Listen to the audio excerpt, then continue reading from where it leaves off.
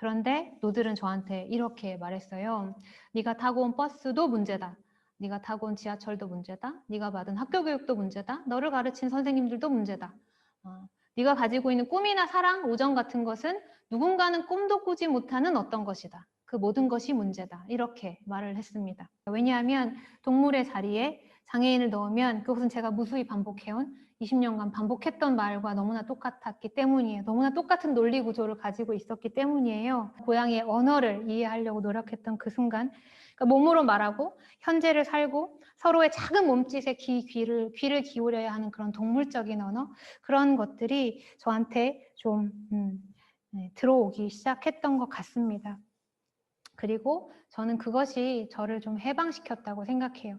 저는 제가 아주 인간적인 것에 너무나 지쳐 있었고 동물을 만나서 동물적인 어떤 해방감 이런 것들을 제가 많이 느꼈다고 생각해요.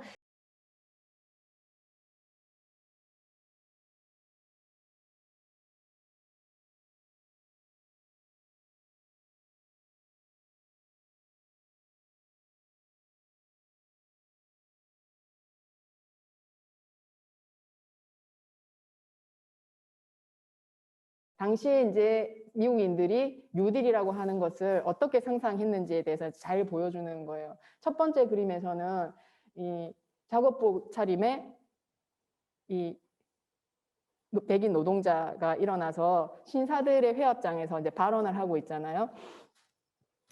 예.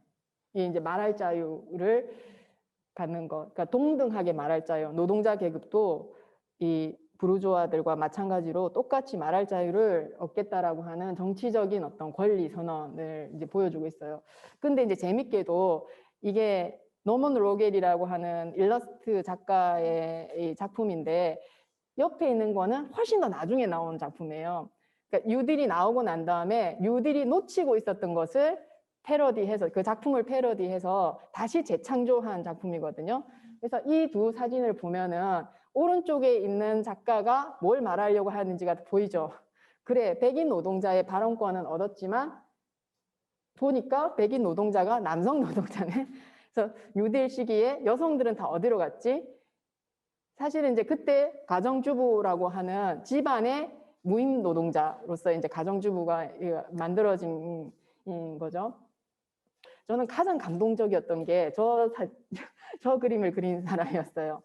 그러니까 이거는 완전 한 반전이에요. 저기서 요리되어서 죽어서 접시에 올려있던 칠면조가 이제는 식탁을 차지하고 칠면조들이 얘기를 하는 거죠.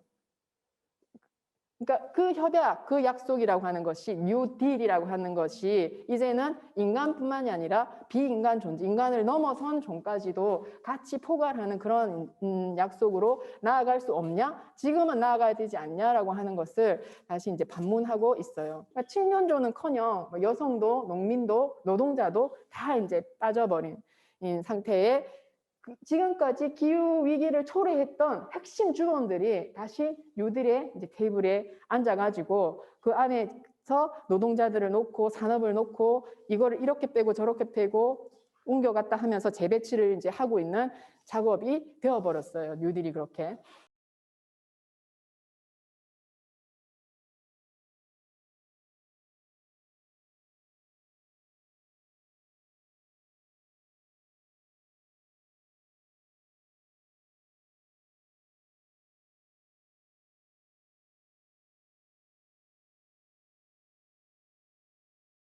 이제 재야생화와 자연보전을 이제 종합적으로 비교를 해보면은 이제 재야생화는 이런 식으로 인간관계, 인간-자연관계를 생각하는 약간의 새로운 서사가 가능한 것을 보여줍니다.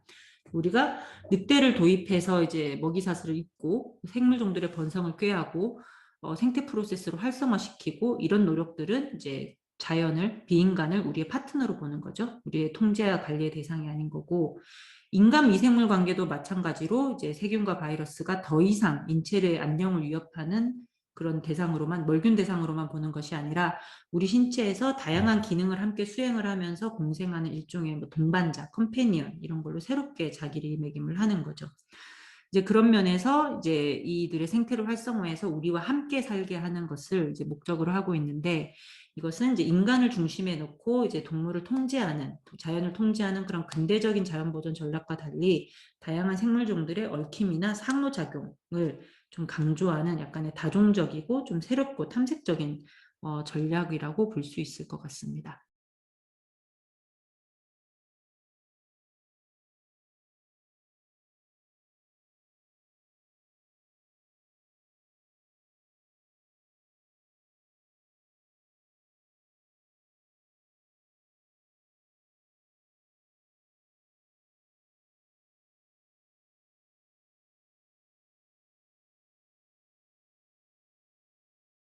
이 투발루에 다시 의미적으로 돌아오는가, 어떤 그 과정을 이제 나타내는 이제 마지막 드로잉으로서, 지금 아까 보셨던 그 9개의 섬들이, 그 저희가 이제 워크숍 인원들이 타고 온 배가 투발루 항구에 이제 정박해서 이제 와 있는 어떤 그 단면도를 이제 보실 수가 있고요. 이 단면들은 뭐 일일이 설명해 드리자면 시간이 너무 오래 걸릴 것 같지만, 앞서 나의 집에서 말씀하셨던 뭐 풍력 발전이라든지 네트워크라든지 식량 생산이라든지 혹은 발로 구르는 세탁기라든지 동물이라든지 모든 아이디어들이 다 집합돼서 어떤 하나의 건축적인 드로잉을 형성하고 있고요. 그리고 그 중에 하나에 뭐 여기 소금도 보이네요. 소금도 보이고 있고, 그래서 이 워크숍에서 주셨던 많은 내용들의 고양이도 있고요. 네. 이 드로잉 안에 집적이 되어 있고, 이 드로잉들 중 이 아이디어 중에 하나의 와카워터가 이제 이 배에서 내려서 이 투발루로 이제 이동되고 있는 모습이 이제 까지가 이제 묘사가 되어 있는 그 건축적인 드로잉으로서 워크숍도 성공적으로 참여자분들 덕분에 마치게 되었고, 투발루 프로젝트도 확장되게 되었습니다. 네.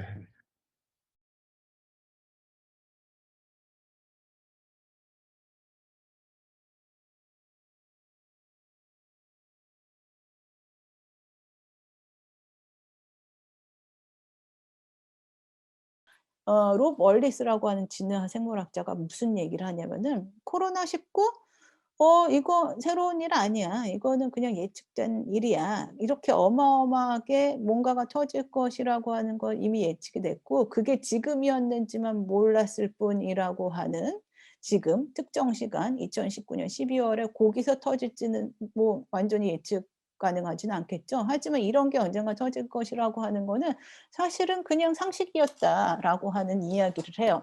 뭐라고 얘기하냐면, 새로운 감염병이 유행할 때마다 제기되는 진정한 위험은 모든 새로운 코로나19 발병이, 또는 그와 같은 감염병이 발병되는 게 개별적인 사건이 아니다라고 하는 걸 이해하지 못한다는 거.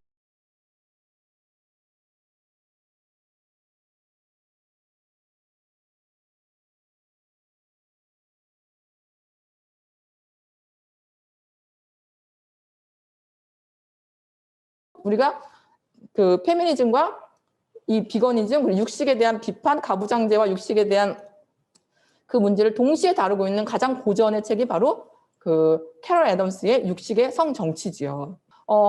캐럴 애덤스가 말을 했듯이 제가 아까 했죠. 육식과 남성성. 그러니까 육식에 부여된 의미가 사나이다움의 의미를 함축한다고 이제 본격적으로 이런 주장을 하는 거예요. 애덤스가.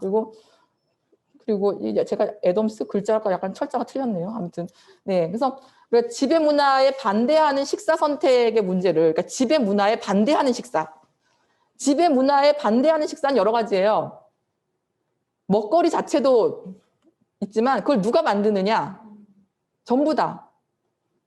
그럼 어떻게 되겠어요? 이 문제에서 노동 문제, 환경 문제, 생태 문제 다 있는 거지요. 누가 만드느냐, 이 먹거리 어디서 왔느냐 다 다루다 보면. 그렇기 때문에 바로 식탁 안에 모든 게 다 있는 거예요.